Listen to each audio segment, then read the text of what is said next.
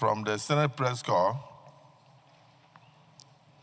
this is addressed to the President of the Senate and distinguished senators. Very sincere apology on unwarranted falsehood. This is from the press, apologizing for unwarranted falsehood. Are you sure it's real?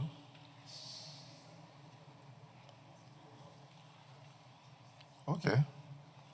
Members of the Senate Press Corps wholeheartedly apologize for blatant falsehood published as news story by Daily Post on Tuesday based on misleading report filed by each reporter in the Senate, Atekojo Samson Usman, on the fatherly disposition and interaction with pupils of some selected schools at the entrance of the hallowed chamber of the Senate building.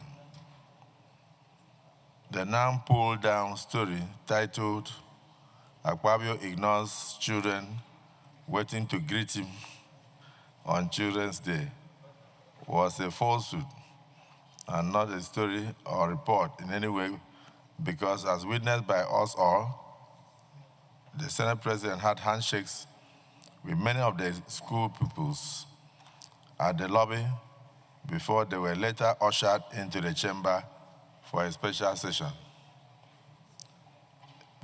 A very unprecedented feat that has never taken place since 1960. Though the writer of the falsehood is a member of the Senate Press Corps, but we, the remaining 94 members, are unequivocally dissociating ourselves from the unwarranted trash, unwarranted falsehood, but they wrote trash here.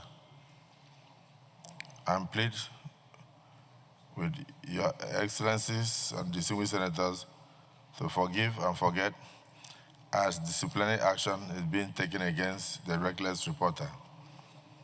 Yours sincerely, Taye Odewale, Chairman.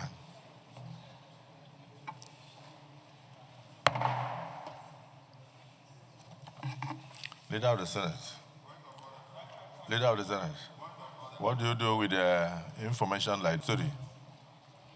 We came in as leaders, we interacted with the children at the lobby, we shook hands with all of them, and then we proceeded to bring them in to celebrate the Children's Day with them. We gave them opportunities to make speeches in the Senate chambers to encourage the children. All of them took a bow, one after the other, but the reporter went to write that the Senate, I don't know, maybe you wish to say something. Let me just say that as far as we know, the press corps itself had taken care of this matter. The letter of apology from the members of the press corps is so explanatory, and there's nothing we can even begin to say here again that will be more than what they themselves have said. I just want to even commend the press corps for writing this kind of letter on its own. Because if this letter had not come, I'm sure the spokesperson of the Senate, the distinguished Senator Adara Modu, would have come either by way of personal explanation or the leader of the Senate to try to clarify these issues. But sir, let me just appeal that we just go by the letter of apology submitted by the press corps, which you have read to the hearing of all of us. And going forward, I just want to call on the press corps to continue to also, in overriding public interest, ensure that its members at least comply within their own rules.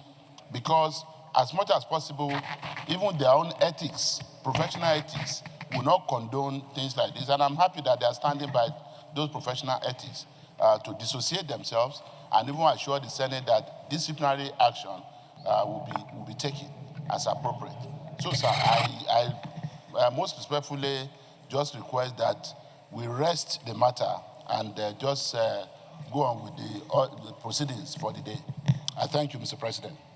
I think we need to commend the Senate Press Corps for what have done by one of their members, that it was wrong, and they condemn it. And they have sent apology to the President of Senate and the members of the Senate. So it is commendable. I don't think any other action can be taken because they have shown remorse. And I plead with our colleagues that we should accept that apology, which they have tendered. Thank you very much.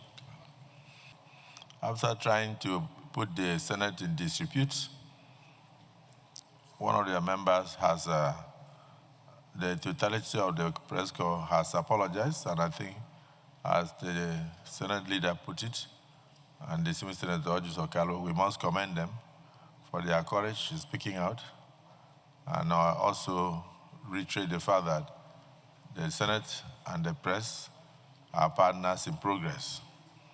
And so this kind of infractions could happen once in a while, but the ability to take responsibility and write this kind of letter must be commended.